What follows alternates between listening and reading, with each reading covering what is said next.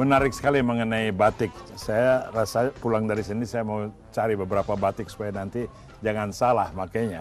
Karena itu bukan hal yang bisa dipilih sembarang. Tertarik juga tadi Bapak katakan prices and segmented gitu ya. Prices artinya bernilai gitu. Bernilai. Mahal. Jadi priceless itu tidak ada batasan harga, Pak. Contoh kita supply atau dibeli oleh broker batik tertentu, itu kenapa mereka bisa menjual lebih tinggi 2 atau 3 kali lipatnya? Itu karena mungkin karena brandnya itu tadi. Brandnya menentukan harga. Jadi ini tidak sebatas barang tekstil biasa, tidak. Jadi ada keunikan yang ada di dalam batik sehingga menimbulkan tadi priceless itu. Jadi tidak ada batasan satu helai kemeja harganya umpamanya A 100.000, tidak semuanya di random 100.000 semua, tidak bisa. Ada yang orang harus tahu saja di mana menjualnya begitu. Yang dimensi umpamanya kain panjang dengan harga umpamanya 1 juta. Tidak hanya 1 juta saja, bahkan batik itu ada yang 100 juta mungkin ada juga yang karena ada sampai 100 juta ya. Ya, karena uniknya, karena seperti lukisan ya pengerjaannya sampai 2 tahun atau 3 tahun. Itu seperti itu, ada yang seperti itu. Jadi batik ini merupakan a piece of art, Pak. A piece of art ada juga yang merupakan batik ini juga untuk usual, untuk penggunaan sehari-hari, mungkin seperti batik-batik yang dibubuhkan di kain-kain daster seperti itu. Segmen itu jadi ada jenis orang tertentu batiknya begini begitu ya. Kalau ini cocok tidak dengan segmen saya nih? Oh, sangat cocok dengan Pak Wimar, karena ya? itu dibuat dari kain sutra TBM. Ini sutranya dari Garut itu, Pak. Oh, saya memang orang Garut. Tapi Bapak salah menilai saya orangnya tidak sehalus itu ya.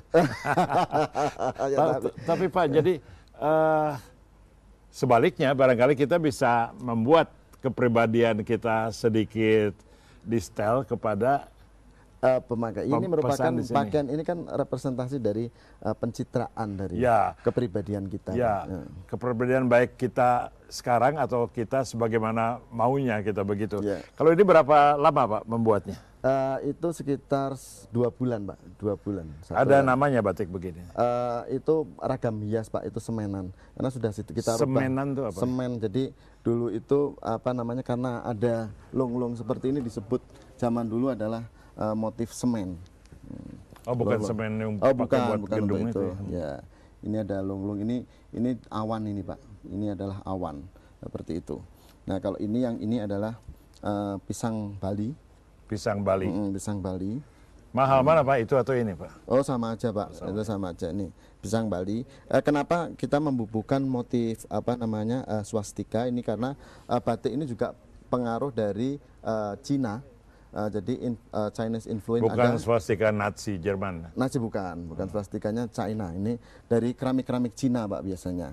Dan kita juga ada motif parang. Parang ini simbol dari itu tadi keselamatan. Ini keselamatan. Parang untuk keselamatan. Jadi para raja-raja dulu mengenakan parang barong besar itu untuk sebagai simbol ketahanan, Pak, untuk pertahanan. Jadi kalau Anda nanti lihat saya pakai kemeja batik seperti ini, artinya saya sudah mengerti latar belakangnya. Ya, kalau tidak seperti itu. Ada makna filosofis historikal yang tersembunyi dan tentunya sebuah pengharapan bagi si pemakai bahwa ini tampilan saya ya seolah-olah saya bak raja atau bak seorang pendekar dan sebagainya seperti itu, Pak. Bapak itu seniman, ahli seni barangkali batik, tapi juga pengusaha. Ya. Kalau harus pilih mau disebut yang mana, Pak Romi? Saya komben saja, Pak. Komben. Komben saja, karena kalau budaya juga tanpa ekonomi ya juga tidak jalan, Pak. Tentunya seperti itu. Produk Bapak ini setahu Bapak dijual sampai kemana, di mana gitu? Ya, alhamdulillah. Kan tidak pakai brand Bapak sendiri. Ya, kan? Alhamdulillah kami memang supply ke beberapa gerai-gerai besar, ya. Ya juga ada beberapa langganan kami dari luar negeri, mungkin dari Jepang ada, dari Filipina ada. Ya alhamdulillah, yang penting berkah lah, Pak. Yang namanya pembatik itu yang penting barokah. Tutup tahun ada sisa, itu namanya barokah, itu aja. Dan sudah internasional ya? Ya, alhamdulillah sudah internasional, Pak. Jadi seperti menurut Pak Romi, kita nggak usah pusing lah urusin negara tetangga apa. positif saja karena kekayaannya ada di kita. Kan? Iya, karena itu adalah promosi gratis buat kita, Pak. Iya, iya. Justru dengan adanya negara lain mencoba mengklaim, kita harus berterima kasih sama mereka. Itu promote gratis bagi kita.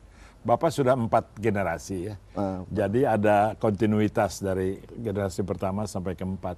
Selanjutnya kelihatannya ini diminati nggak oleh generasi yang akan datang, oleh orang muda. Ada nggak orang muda yang menekuni batik? Sekarang dengan itu tadi UNESCO, jadi batik itu kan dulu dipandang sebelah mata, Pak. Iya. Justru bahkan orang-orang ternama di Pekalongan itu dulu memang asalnya dari para pengusaha batik dan banyak melupakan. Tapi generasi yang sekarang melihat potensi batik ini ternyata bisa juga mempunyai nilai ekonomi yang tinggi, ya akhirnya mereka tidak berlomba-lomba tidak mau jadi pegawai negeri, mereka justru berlomba-lomba untuk menjadi para pengrajin batik. Terima kasih Pak. Saya mendapat pendidikan kilat dan berarti mengenai batik, mudah-mudahan Anda juga. Jadi saya sih belajar untuk menghargai batik sambil juga mengertinya. Terima kasih Pak Romi.